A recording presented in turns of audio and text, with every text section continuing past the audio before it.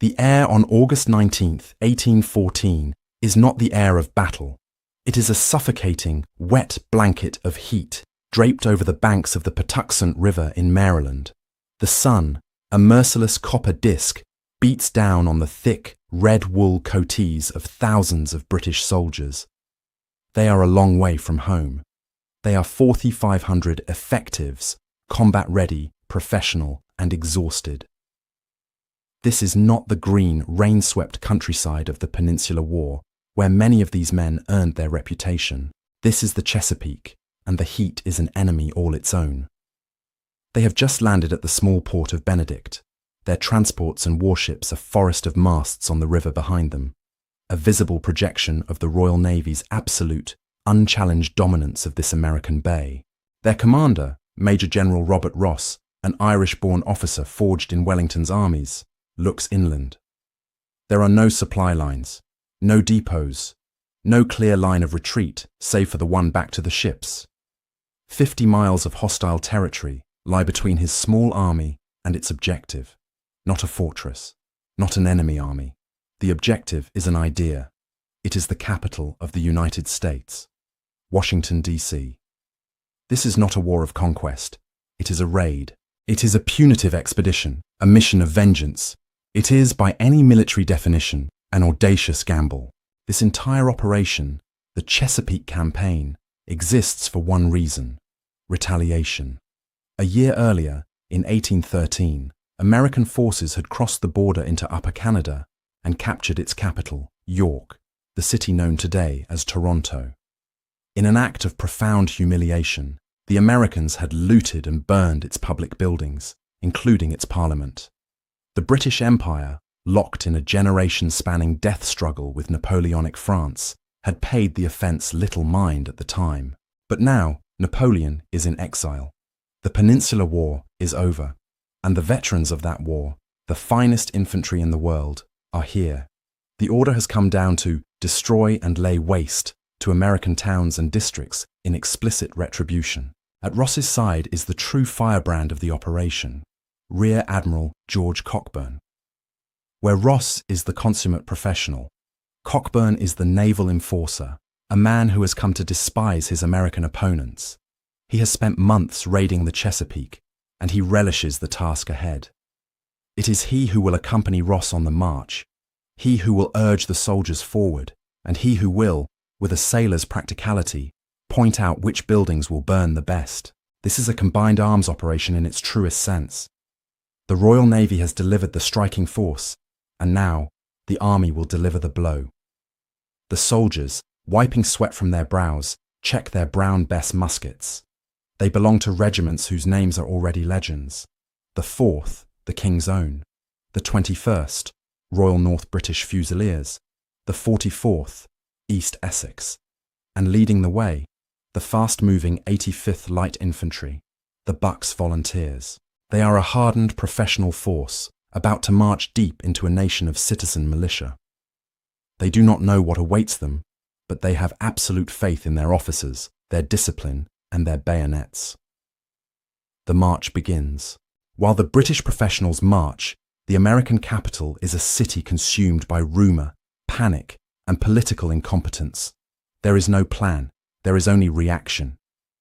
The man tasked with the defence of Washington is Major General William H. Winder.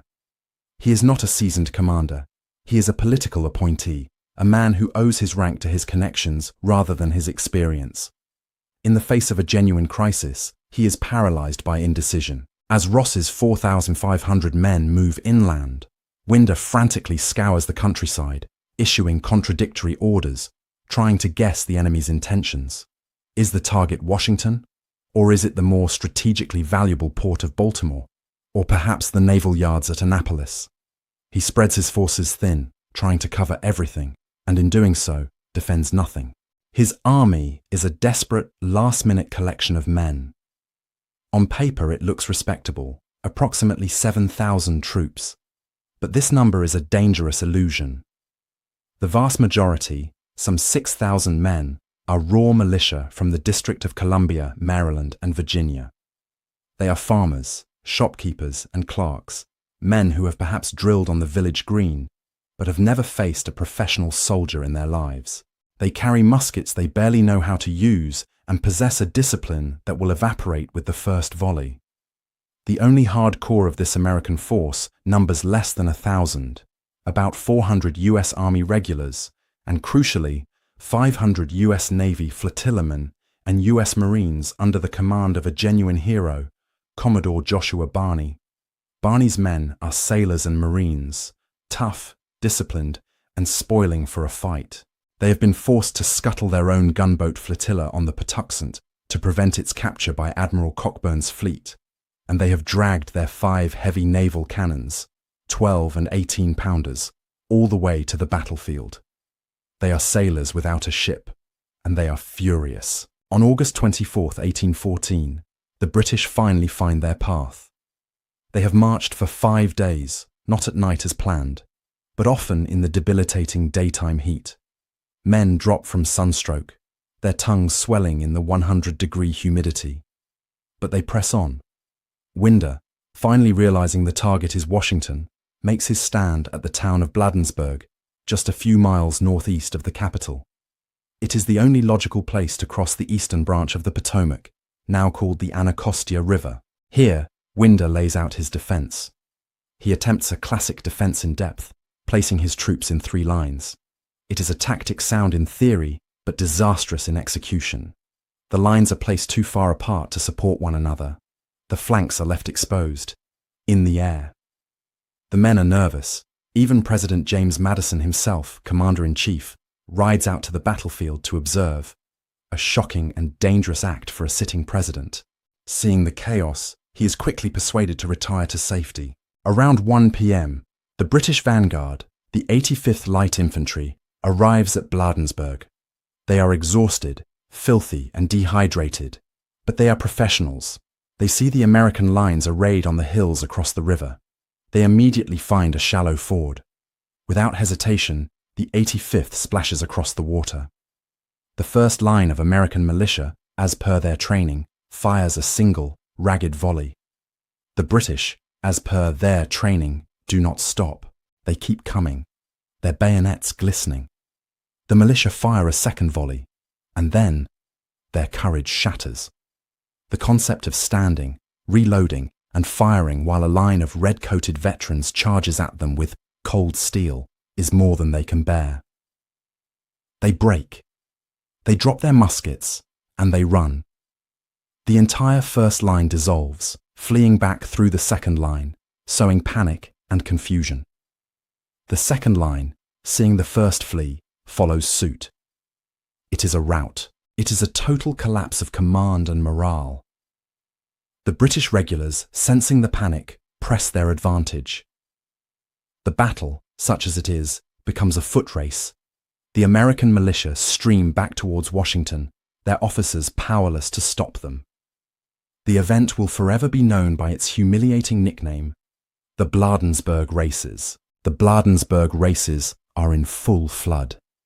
Thousands of American militiamen are streaming west, a disorganized mob clogging the road back to Washington. But the battle is not over. As the victorious British 85th and 44th regiments reform their lines and advance over the ground abandoned by the first 2 American lines, they crest a ridge and stop. Before them is a third and final line of defense.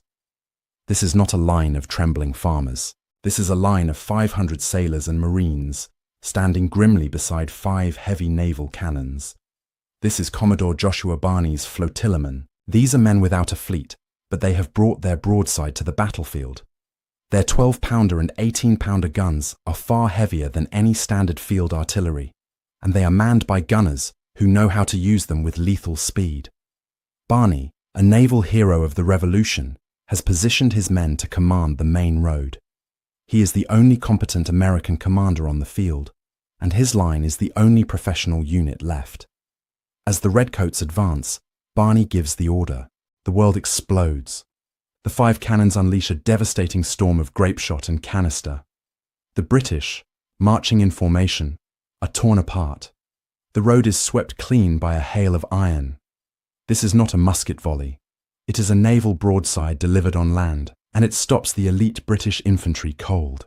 General Ross is stunned by the ferocity of this resistance.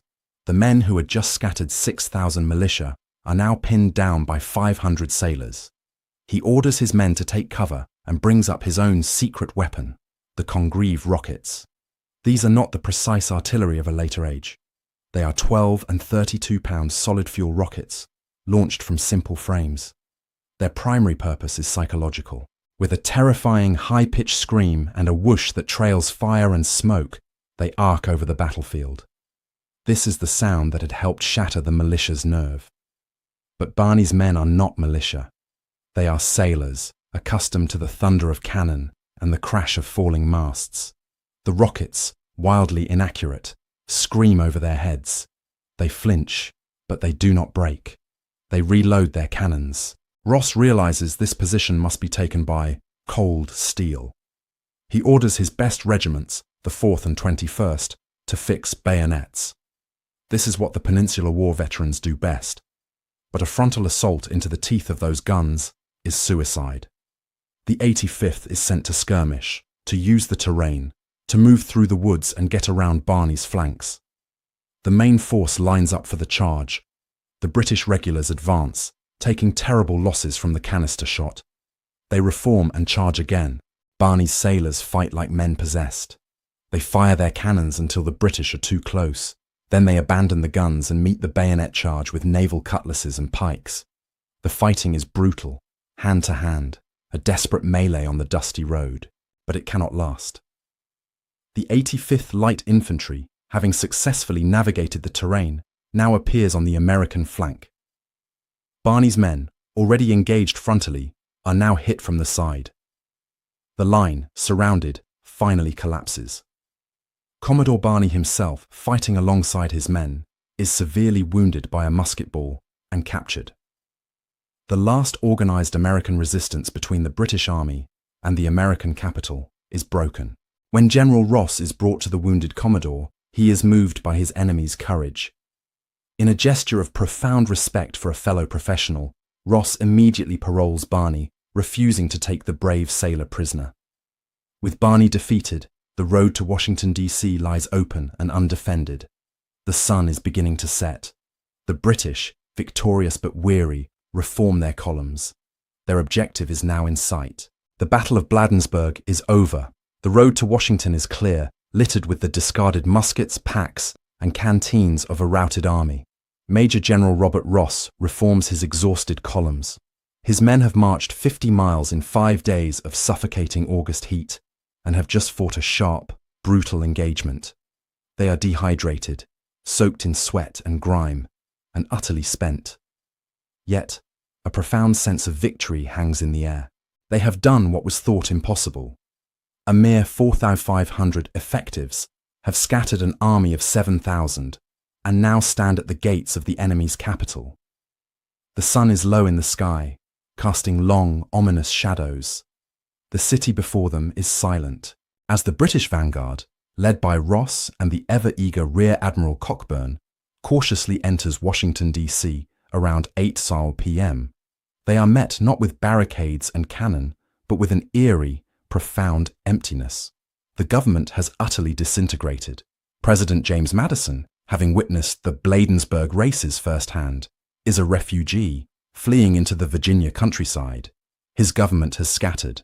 The city has been abandoned to the conquerors. This is not the defiant, defended capital they had expected. It is a ghost town, awaiting its sentence. Just moments before their arrival, the president's mansion, not yet known as the White House, had been a scene of frantic, last-minute panic. First, Lady Dolly Madison had waited, defiant, for her husband's return. She had ordered a grand dinner prepared for 40 guests, a gesture of confidence intended to bolster the morale of the president's cabinet and military commanders. The table was set with silver and china, the wine was cooling, and the food was ready to be served. But as the day wore on, confidence gave way to terror. Messengers arrived, breathless, with news of the rout. The British were coming. Mrs. Madison was urged to flee, but she refused to leave one symbolic item behind. With the sound of the rout growing closer, She famously directed the staff to save the full-length portrait of George Washington, the nation's founder. Fearing the frame was too securely bolted to the wall to be removed in time, she ordered it to be broken, the canvas cut from its stretcher. This was not an act of preserving art. It was an act of saving a national icon from desecration by the enemy. With the precious canvas finally secured, Dolly Madison fled the mansion, escaping just minutes before the British vanguard clattered down Pennsylvania Avenue. When General Ross and Admiral Cockburn enter the president's mansion, they are met with a scene of surreal domesticity.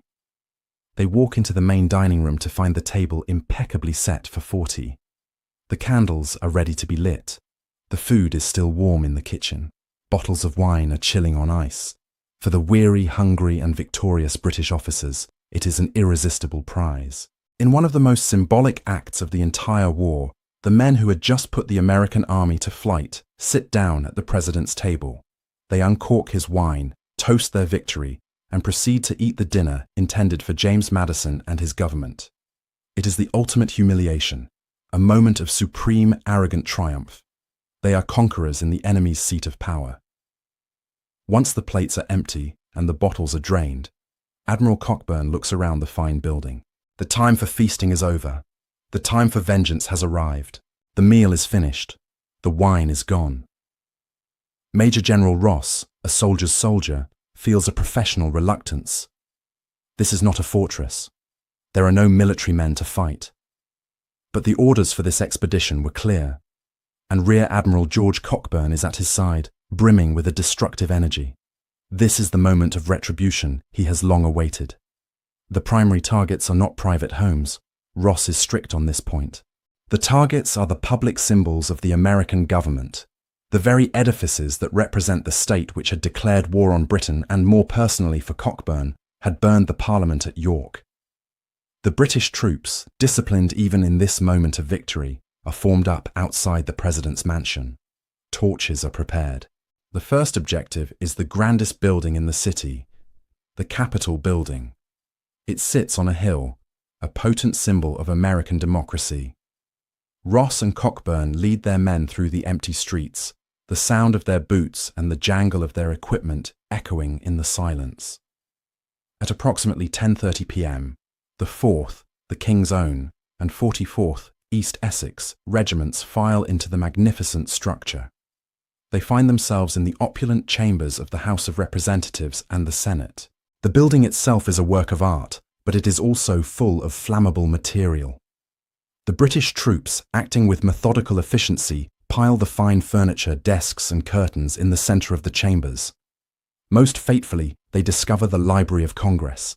Thousands of books, dry paper and parchment are added to the pyre.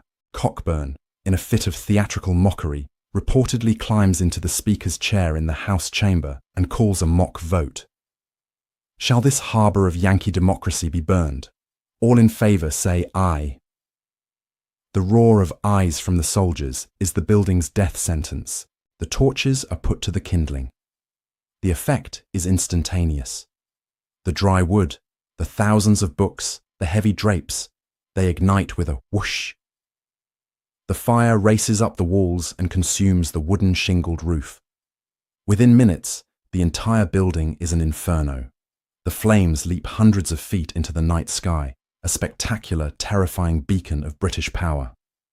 The intense heat cracks the stone columns and melts the glass. From miles away, residents of Maryland and Virginia who had fled the city can see their capital's legislature transformed into a colossal torch. It is a sight of pure symbolic annihilation.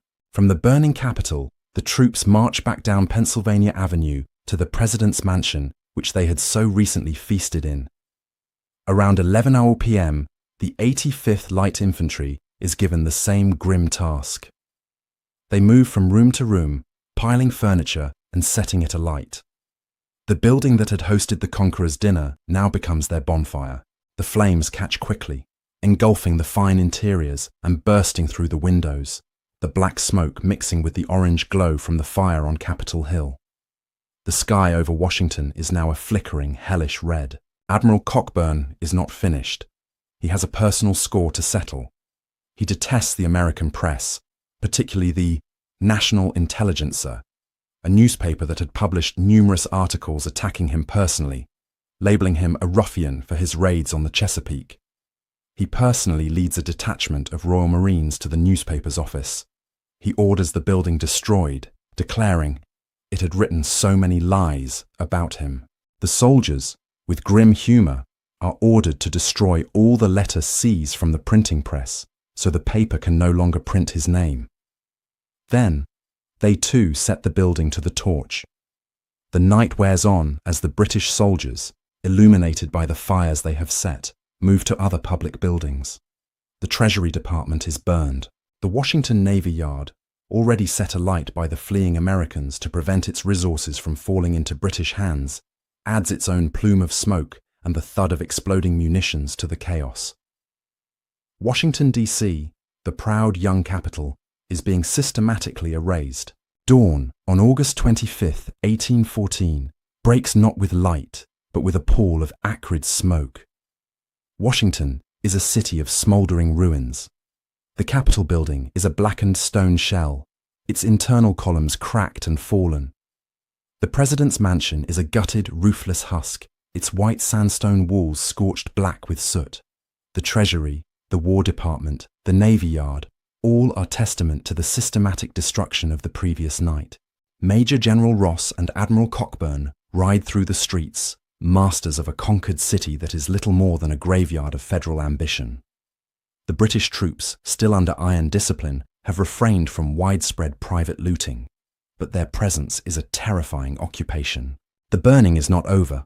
Small detachments continue the work, ensuring the destruction of the Navy Yard's rope walks and any remaining military stores. But the atmosphere is changing. The oppressive, suffocating heat of the past week is gone. A new, strange tension fills the air. The sky, which had glowed red with fire all night, is now darkening with a sickly, greenish-grey cast. The air becomes unnaturally still. The British veterans, men who have campaigned across the globe, look at the sky with a growing unease. This is not a normal summer squall. Suddenly, in the middle of the day, the heavens open. This is not a cleansing rain. It is a deluge of biblical proportions. A massive storm, described by witnesses as a derecho, or even a hurricane, that has inexplicably moved inland, smashes into the city. The wind comes first, a violent, shrieking gale that tears at the ravaged landscape. It is a wind so powerful that it rips the roofs from remaining houses, sending shingles and timbers flying like missiles. It is a wind that picks up British field cannons and spins them around on the ground. The British, exposed in the open or in their flimsy campaign tents, are now at the mercy of an element they cannot fight. Then comes the rain. It falls not in drops, but in solid horizontal sheets that extinguish the last of the great fires. The smouldering embers of the Capitol and the White House are drowned in a torrential flood. The very act of destruction that the British had so methodically prosecuted is now, just as methodically, being undone by the weather. The providential nature of the event is lost on no one. The citizens of Washington, hiding in their cellars, see it as an act of God, a divine intervention to save their city from total annihilation. For the British, it is a disaster. The storm is doing more damage to their equipment and morale than any American resistance had. General Ross, seeing the chaos, knows the gamble is over. His mission was to shock, burn, and demoralize, not to occupy. He has succeeded beyond all expectation. But now his army is exposed, their powder is at risk, and the very elements have turned against them. The storm, in its fury, has made the decision for him. It has doused the flames, ending the punitive work, and it has made the city untenable. The order is given. The army will withdraw. As the storm rages, the 4,500 redcoats, soaked to the bone, their red coatees now a dark, muddy crimson, form their columns. On the night of August 25th, under the cover of the continuing rain and darkness, the British Army begins its long 50-mile retreat from the ruined capital, marching back towards the safety of the Royal Navy's guns on the Patuxent. They had entered the city as conquerors. They leave it as ghosts, driven out not by an American army, but by the heavens themselves. As the last redcoat disappears into the stormy night, the citizens of Washington creep back into their ravaged city. On August 27th, President James Madison returns. He is a leader without a capital, a president without a home. The sight that greets him is one of complete and profound humiliation. The president's mansion is a gutted, blackened shell, its proud white sandstone walls scarred and smoked. The Capitol, the very symbol of the Republic's legislative power, is a roofless ruin, its library and chambers reduced to ashes and cracked marble. The city is a portrait of defeat, saved from total annihilation only by the freakish intervention of the storm. The psychological impact is immediate and profound. Across America, the news is met with a cry of outrage. The burning of the Capitol is seen as an act of pure vandalism, a barbaric violation of the civilized rules of warfare. The National Intelligencer, despite the destruction of its presses, will soon find a way to publish, and its cries for vengeance echo the sentiment of the nation. The British, however, feel entirely justified. To them, and to Ross and Cockburn, this was a simple tit-for-tat equation. The Americans had burned the Canadian capital of York. The British had now burned the American capital. It was retaliation, not barbarism. But this distinction is lost in the patriotic fury that begins to sweep the United States.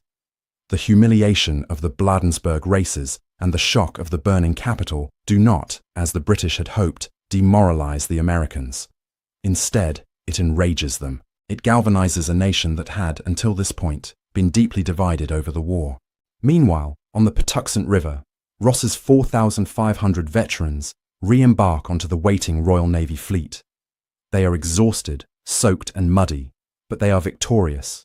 They have marched 100 miles in 10 days, deep into enemy territory, defeated a force that outnumbered them, captured a capital, and returned with minimal casualties. It is a textbook military operation, a stunning example of a combined arms raid.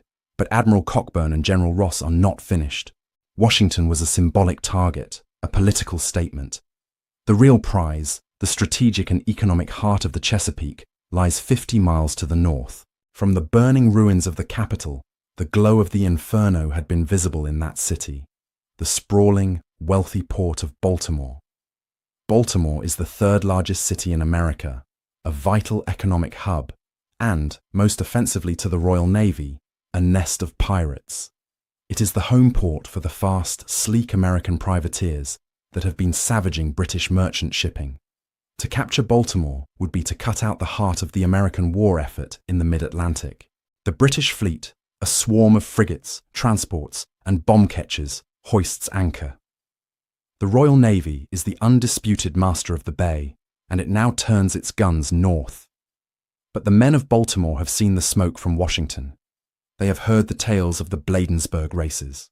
They know they are next, and they will not be running. The British fleet, a flotilla of 19 warships, bomb ketchers, and transports, sails north from the Patuxent, a vulture gliding towards its next meal.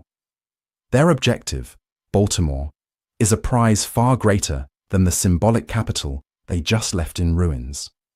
Baltimore is the third largest city in America, a bustling, wealthy port. More importantly, it is the home base for the sleek, fast privateers that have been bleeding British commerce dry. To the Royal Navy, this city is, quite simply, a nest of pirates, and they are bringing the full weight of their professional fury to bear. But the 50 miles between Washington and Baltimore, and the nearly 3 weeks since the Bladensburg raid, have been the city's salvation. Baltimore is not Washington. It is not a city of politicians and symbolic architecture. It is a city of merchants, sailors, and laborers, and it is not led by the feckless William Winder. The defense of Baltimore is in the hands of Major General Samuel Smith. Smith is a U.S. senator, a veteran of the Revolutionary War, and a man of immense practical energy. He has seen the orange glow in the sky from the burning capital. He has heard the humiliating stories of the Bladensburg races, and he has sworn it will not happen here. Under Smith's command, the city transforms. This is not a panic, it is a mobilization. Smith calls on every citizen, and thousands respond. Free and enslaved African Americans, merchants, artisans, and farmers all report to the eastern side of the city, on a prominence known as Hampstead Hill. There, under the direction of Commodore John Rogers, another naval man like Barney without a fleet, they dig. They work day and night, constructing a formidable 3-mile-wide line of earthworks, trenches, and artillery batteries. They build redoubts, they sharpen stakes, and they position over 100 cannons. By the time the British arrive, this eastern approach to the city will be defended by a dug-in army of over 10,000 men. This will not be a race, it will be a fortress. Simultaneously, the city's harbour, the entrance to the port itself, is being sealed. The man in command of the star-shaped bastion that guards the channel, Fort McHenry, is Major George Armistead. He has a garrison of 1,000 US Army regulars and militia. He knows his fort is the key. To make the Navy's job even harder, General Smith orders a line of American merchant ships to be scuttled, sunk in the main channel, to create an impassable underwater barrier. This, combined with the guns of Fort McHenry and the supporting batteries at Fort Covington and Lazaretto Point, makes a direct naval assault on the inner harbour impossible. The British fleet will be held at a distance, forced to pound the fort from afar. As a final act of preparation, a symbol of defiance, Major Armistead had, weeks earlier, commissioned a new flag for the fort. It is a flag of defiant, colossal proportions, 30 feet high by 42 feet wide. It is a flag designed to be seen. On September 12, 1814, the British Armada is sighted. The plan is the same as the one that worked so brilliantly at Washington, a two-pronged pincer attack. Major General Ross will land his 4,500 veterans at North Point, a peninsula 12 miles southeast of the city, and march overland. Vice Admiral Alexander Cochrane will simultaneously sail his fleet up the Patapsco River to bombard Fort McHenry and destroy the harbour defences. Ross, flush with the easy victory at Bladensburg, is supremely confident. He reportedly boasts that he doesn't care if it rains militia and that he will eat supper in Baltimore that night. But the militia he is about to meet are not the militia from Bladensburg. On the morning of September 12, 1814, the British transports begin disgorging troops onto the beaches of North Point. Major General Robert Ross lands his 4,500 veterans, the same elite force that had taken Washington. They are confident, professional, and expecting another easy victory. Ross, in particular, is dismissive of the American militia he believes is waiting for him. He has reportedly declared that the city will be his by nightfall. The march begins, with the British advancing up the narrow peninsula, a strip of land bordered by the Patapsco River and Back River. In Baltimore, General Samuel Smith has anticipated this exact move. He deploys a brigade of nearly 4,000 Maryland militia under the command of Brigadier General John Stricker. Stricker is not William Winder, and his mission is not to defeat Ross's army. That would be impossible. His mission is to fight a delaying action. He is to meet the British, engage them sharply, inflict casualties, and then fall back in good order to the main defensive line at Hampstead Hill. He is buying time for the city's main defence to be fully manned. He places his men in a strong position at Godley Wood, using the terrain, swamps, and streams to protect his flanks. He then sends a detachment of riflemen forward as skirmishers to probe the British advance. As the British column marches inland, Ross, ever the frontline commander, rides near the head of his troops. He is in high spirits, reportedly joking with his officers. But the woods here are not the open fields of Bladensburg. They are thick, and they are filled with American sharpshooters. Suddenly, a volley erupts from the trees. The American skirmishers have engaged the British vanguard. Ross, turning in his saddle to direct his reinforcements, makes himself a target. A bullet, or perhaps two, fired by a pair of young American riflemen named Daniel Wells and Henry McComas, who would themselves be killed moments later, finds its mark. The shot passes through the general's right arm and punches deep into his chest. Major General Robert Ross, the victor of Bladensburg, the man who burned the White House, slumps from his horse, mortally wounded. The death of a commander can shatter an army's morale. Ross is quickly carried to the rear, bleeding profusely. He dies on the road, en route back to the fleet, his last words a thought for his wife in Ireland. Command of the British Army on the ground immediately passes to Colonel Arthur Brooke of the 44th Regiment. Brooke is a competent officer, but he is not Ross. The Ellen and audacious spirit of the British force have died with their general. The advance, now cautious and methodical, continues. Around 3 p.m, Brooke's main force, having deployed, engages Stryker's line. The British unleash their terrifying Congreve rockets, the red glare that had panicked the militia at Bladensburg. But Stryker's men are made of sterner stuff. The Maryland 5th Regiment, in particular, holds its ground with the poise of veterans. A fierce firefight erupts. For nearly an hour, the American militia stands toe-to-toe with Wellington's veterans, exchanging volleys of musket fire. The British, with their superior discipline, begin to bring their numbers to bear. Brooke, executing a classic peninsular tactic, sends a regiment to turn the American left flank. Stryker, seeing he is about to be enveloped and having achieved his objective, gives the order to withdraw. This is no rout. It is an orderly, fighting retreat. The Americans fall back, covered by their riflemen, to the main defences at Hampstead Hill. The Battle of North Point is technically a British victory. They hold the field, but it is a hollow one. They have taken significant casualties, their commander is dead, and the American militia has proven it can stand and fight. As night falls and a heavy rain begins, Colonel Brooke halts his exhausted army.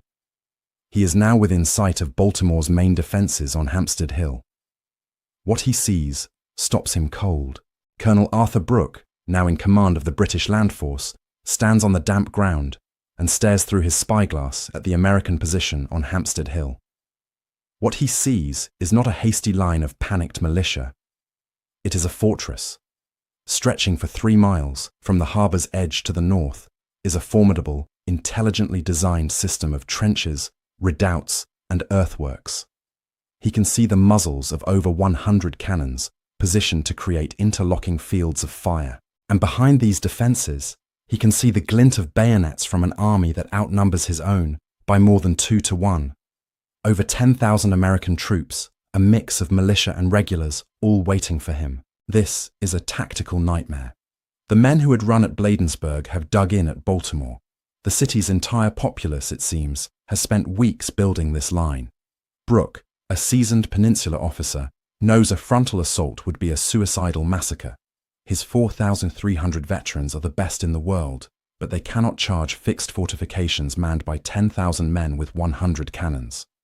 The land-based pincer of the attack has stalled. Brooke's army is now just a spectator, waiting. The entire operation now depends on the other arm of the pincer, the Royal Navy.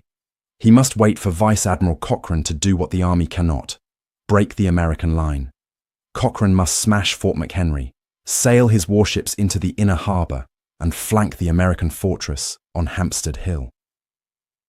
Until then, Brooke and his men can do nothing but listen to the sound of the battle shifting from the land to the water. At dawn on September 13th, the second phase of the attack begins. In the Patapsco River, 19 British warships have moved into position. The fleet includes powerful frigates, but the real work will be done by the specialised assault vessels, the bomb ketches. Ships like the Terror and Erebus are floating mortar platforms designed to hurl 10-inch, 200-pound explosive shells in a high arc. With them is the rocket ship Meteor, which can unleash salvos of Congreve rockets. They anchor just out of range of Fort McHenry's primary cannons. In command of the fort is Major George Armistead with his 1,000 men. They are protected by the star-shaped bastion, the sunken merchant ships clogging the channel, and their own heavy 42-pounder guns. Watching this all from a helpless position is a young American lawyer named Francis Scott Key. He is on a British truce ship, having successfully negotiated the release of an American prisoner. But Admiral Cochrane, not wanting Key to reveal the British plan of attack, has detained him. Key is now a prisoner, forced to watch as the might of the Royal Navy attempts to pulverise his countrymen. At approximately 7 a.m, Admiral Cochrane gives the order. The bombardment begins. The sound is a continuous deafening thunder that rolls across the water and echoes for miles. The British bomb catchers open fire, their mortars lobbing shell after shell into the sky. The explosives, with their burning fuses, trace a lazy high arc before falling into the fort.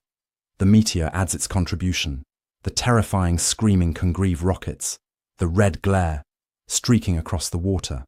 For 25 hours, this relentless pounding continues. Major Armistead's men can do little but hunker down behind the thick earth and brick walls. Their own guns, for the most part, cannot reach the main British bombardment fleet. It is a one-sided, agonizing artillery duel.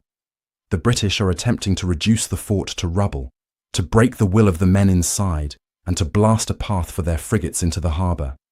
All through the day and into the night, the sky is filled with the bombs bursting in air, a spectacle of fire and destruction. Colonel Brooke, on land, listens to the unending barrage. Every explosion is a signal of hope. He waits for the guns of Fort McHenry to fall silent. The night of September 13th is a nightmare of noise and fire. The British bombardment of Fort McHenry is relentless. Major George Armistead and his 1,000 men are trapped in a star-shaped inferno. An estimated 1,500 to 1,800 mortar shells and rockets rain down upon them. The ground shudders with each impact. The air is thick with the smell of sulphur and gunpowder. During the long bombardment, the fort's defenders fly a smaller storm flag, as the massive garrison flag would be torn to shreds by the concussive force of the shells. The damage to the fort, however, is surprisingly light. The earth and brick ramparts absorb the explosions, and the men remain hunkered down, enduring the storm of iron. Admiral Cochrane, frustrated that his mortars are not silencing the fort, grows desperate. He knows Colonel Brooke is waiting for a breakthrough. Around midnight, Cochrane authorizes a high-risk flanking maneuver. He dispatches a force of Marines in small boats, under the cover of darkness and the continuing bombardment, to slip past the fort, up the ferry branch of the river. Their goal is to get behind the American lines, outflank Fort McHenry, and perhaps create a diversion that will allow Brooke to finally assault Hampstead Hill. But the Americans are not sleeping. As the British boats, rowing muffled oars, try to navigate the unfamiliar channel, they are spotted. The American shore batteries at Fort Covington and Babcock, silent until now, erupt in a sheet of flame. The American gunners pour grape shot and canister into the water, smashing the British boats. The flanking mission turns into a panicked, bloody retreat. The Royal Navy is repulsed, driven back by the very shore batteries they had been unable to see or silence. The failure is total. The British naval pincer is broken. Admiral Cochrane has fired thousands of shells, and the fort still stands. The harbour is still sealed. He cannot get his frigates in range to support Colonel Brooke. On land, Brooke receives the news. He looks again at the 10,000 men waiting for him behind their fortress of mud and logs. His orders were not to attack unless he was certain of success. Without naval support, a land assault would be a massacre, a fool's errand. The gamble is lost. The British have been beaten. As the first hints of dawn grey the sky on September 14th, Colonel Brooke gives the order for the land army to begin its withdrawal. The bombardment from the water continues through the night, but its fury lessens. Then, at 7 a.m., it stops. The silence is sudden, profound, and terrifying. On the British truce ship, Francis Scott Key has spent the night pacing the deck, watching the bombs bursting in air and the rockets' red glare. He has no way of knowing the outcome. In the pre-dawn mist and smoke, the fort is invisible. The silence could mean one of two things. The British have given up, or the fort has surrendered. As the sun begins to rise, Key, John Skinner, and the captured American doctor stare intently at the spot where the fort should be. The smoke and mist begin to clear. Through the dawn's early light, they see a flag. It is not the Union Jack. It is the American flag. And it is not the small, tattered storm flag. In a final, magnificent act of defiance, Major Armistead's men have lowered the storm flag, fired their morning gun, and hoisted the massive 30 by 42-foot garrison flag. The star-spangled banner unfurls, a colossal symbol of resilience, visible to the entire city and the retreating British fleet.